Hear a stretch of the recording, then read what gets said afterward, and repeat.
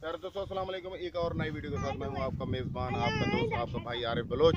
और आप हमेशा हमारा प्रोग्राम जो है ना जमहूर की आवाज़ देखते हैं और पसंद भी करते हैं। आपकी मोहब्बतों का, आपके देखने का, आपके जो हमें मशवरे देने का शुक्रिया।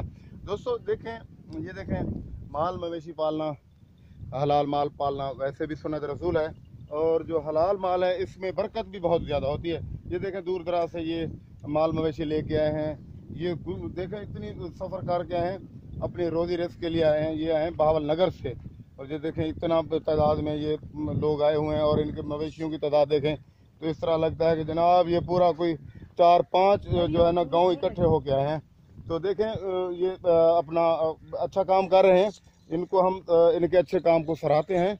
और हम इनसे एक और बस गुजारिश करेंगे कि अपने बच्चों को खुदारा पढ़ाएं ताकि वो पढ़ लिख के अच्छे शहरी बने। और जो है ना इनके बच्चे पढ़ लिख के अपनी औलाद को फिर पढ़ाएंगे। तो इनकी मोहब्बतों का शुक्रिया, बहुत शुक्रिया। इंशाल्लाह एक और वीडियो के साथ फिर हम हाजिर होंगे। तब तक के लिए अल्लाह हाफिज़। वीडियो बनाई ये आप पे आ गई। नहीं मार शॉर्ट सारे के नो।